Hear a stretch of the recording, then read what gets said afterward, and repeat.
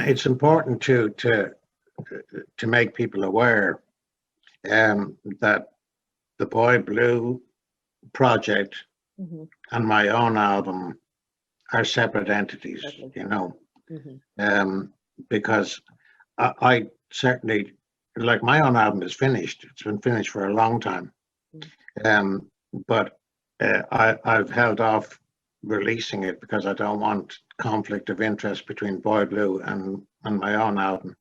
I don't want people to be confused when they hear, like, well, what's this now, you know? So it'll be made very clear that this is Seán O'Connor's solo album and this is Boy Blue's album. But to be very honest with you, I actually, you know, I've had great people working on my own album, and I'm very grateful to them, etc. But I very much like, I'm very comfortable with the Boy Blue situation. It gives me a little bit of artistic license, artistic freedom, and Lisa has the same. And because of the fact that we're both headed in the same direction, we both are kind of coming from the same place musically. You know, it's working out well. And I mean, if I never release another solo album, it won't bother me. But we'll certainly be continuing the Boy Blue project until, you know, like ad infinitum as such. Oh, you're tired. Like this first album won't be, that was Boy Blue, and forget about them now. Like, we'd like to make an album a year. I would love to do that, only because, you know, I'm getting a late start. So Lisa, and here's the question I have for you. And Lisa, I know you know Marcus Eaton. He started recording with David Crosby, and I remember him telling me that for David, that was kind of reinvigorating for him. It was a different thing than what he had been doing, and it was just a nice change. So has working together been a nice change for both of you, that it perhaps may be different than what you had been doing? Well, you know, I've been the drummer. I've always been the drummer. Right. So, you know, it wasn't until I had the physical disability, as you know, that hindered the drumming playing, I decided to pick up the guitar. That was about 2.5 years ago, just so I could write some songs and sing and get going. And I was in school at the time, you know. So definitely finding Seán has totally taken my career to a whole nother level, and I needed that because I was kind of like stuck and didn't know where else to go, you know. And, so you're the David Crosby in this situation. I think so. And the thing with Marcus, what you're talking about, like Marcus and I have talked extensively. The material was totally different for him too that he did with David. So they kind of both shared that. You know, although Marcus will always be Marcus on that guitar. He's a brilliant guitar player. But yeah, but you know, brilliant. We've had. Don't you hate those kind of guys? Yes, yeah. I wanted a mandolin because I would love to play like Chris Thile, and just by sitting in the corner, it doesn't will its powers to me, and I don't understand how that happens. It just, you know, calluses, ew. You know, whatever. Well, I totally appreciate this, because we need, like I said, we need somebody that kind of knew the story, knew me, and knew a little bit of what we were doing in the project to talk. Yeah, well, it's been a fun time, and I thank you both. And thank you. And you're going to be my go-to Indian person now. Absolutely, as a Native American. Well, I just want to brag about her for a minute, because she just finally got assigned to the Maryland Indian Commission of Affairs board. Yeah, so I need a long time another coming. thing to do, like a hole in my head.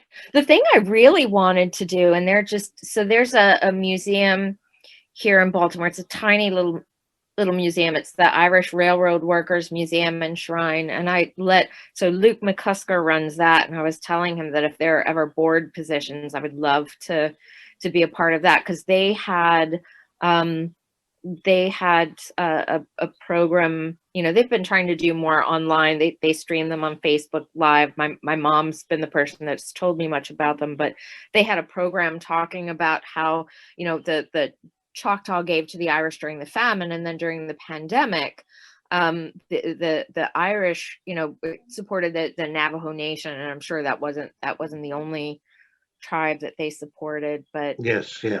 Lisa and I were talking about this, and I was talking about this with my mom, you know, again, like with the Irish coming over here in the 80s and then just connecting, and things were very different politically. It's like, you know, being aware of things like not to say, you know, and Yes, yeah.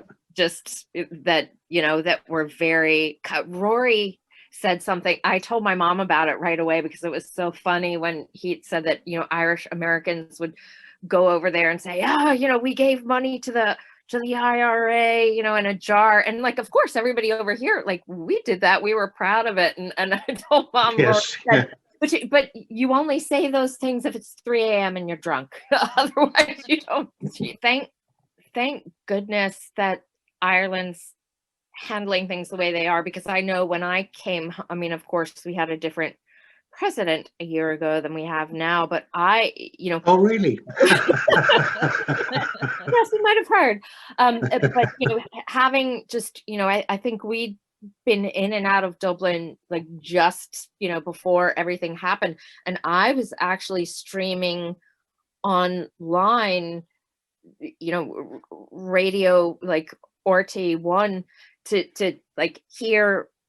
I was getting more accurate information about coronavirus from Ireland than I was getting from my own government. So that's Right, you know, that's right. how I was, you know, deciding what we were going to do in the health program that I run. That, you know, I've listened to Kira Kelly's show, so now I know, you know, what needs to happen. It's, you know. Well, see, I've made it my business. I have personally a great affinity with the Native Americans. Okay. And like, for example, I've been to there's a really, really good Native American museum in New York. Mm-hmm. And it's actually free. You don't have to pay in. It's run by the Smithsonian Institute. And I've been there many times. Plus, I've read books. I've met people from various locations. When I was down in Florida, I went to see where the Seminole, Yes. inverted commas, were housed. Yeah, and I was just so appalled by it. I couldn't believe it. It's in a place called Hollywood in Florida. Yes. I went to college there. She knows about you Hollywood. know where I'm talking about, like these corrugated roof tin buildings, you know. And the two guys out of the band said, "Don't go down there, don't go down." I said, "They're not going to take out a tomahawk and cut me to bits." I said, "I just want to go down and have a look, you know." And of course, I stood out like a sore thumb because I had met the man who was an Indian chief, and they had been given land by the American government just north of St. Paul, Minnesota. But that area was beautiful, and the housing was lovely. Everything about it was nice, you know. And I couldn't understand, like, so much space in Florida that they could have lived in and put up nice dwellings for them, you know. As I say, I've studied it, and even when the DAPL, as they called it, Dakota Access Pipeline stuff came up, I was supporting that online as much as I could. Well, thank you, because my nephew, Terrell Ironshell, was one of the original folks in the International Indigenous Youth Council, and he was there as a water protector the whole time. So any support you gave to them, you gave to my nephew. So you supported Okay. the family, and I. It was for me. It was well. First of all, it was a pleasure to do it, and I was glad that I could help in some small way. But like I was started getting messages from a lot of people, and they wanted to know about Ireland, and then they told me about the tie-in between the Native Americans and the Irish, and the they have a feather statue down in Cork. They were telling me about it. I didn't know about it, you know.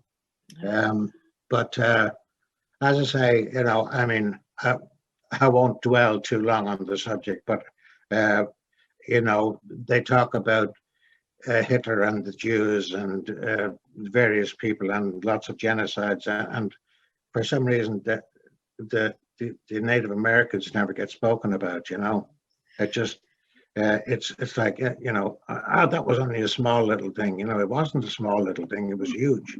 You know, It's and well, when you come to the States, we'll have to make sure that we get you to the National Museum of the American Indian in Washington, D.C., also run by the Smithsonian. They had an exhibit a few years back, of which Stefan was part. It was called Up Where We Belong, and it was about the history of contemporary American Indian music. And we'll have to also make sure there's a documentary called Rumble that you must see. But I already told him about that. Okay. We've been trying to get it lined up. I actually have a Native American flute that was given to me. Well, and I you knew where I was going. Yes, I've made a drum, a deer hide drum, a hand drum that I want to paint, but working in healthcare during a pandemic has left me very little time. But the thing I wanted to say, so I don't know, behind me, when we were in Dublin, I dragged Lisa to go to St. Paul's Arrankey, which is where my second or third great grandmother, they were a member of the parish there. She emigrated alone as a young girl to the States, had a family, and one of their daughters, my ancestor, married a young man who was from the Wolf Point Reservation in Montana. During the late 80s, they took Native kids from the reservation and put them into boarding schools so they wouldn't know their language, they wouldn't know their culture, their religion, any of those things. So they had a family. So I often wonder, you know, so in Montana, you know, are there people making Boxty and Kilcannon there? Do they know those things? Or, you know, the kind of affinity for, you know, the Irish not being allowed to, in some places, you know, use Gaelic the same way that the Dakota and Nakota weren't allowed to use their languages. So there is a lot of affinity. And we actually talked with Colum about having, you know, doing some separate program where we could have this conversation. Because one of my friends, Seán Ironmaker, he belongs to a medicine drum society. He is also Nakota, the same thing. His great grandfather was Irish and worked on the railway and came into Montana and met a Native woman. And so, you know, Seán was raised Irish Catholic in as much as he was raised, you know, in the Sundance way. So there's definitely so you're disappearing, Kerry. Like yes, I know it's the darker it gets, you're disappearing. Dark. So yes, and so well, thank you again. You're welcome.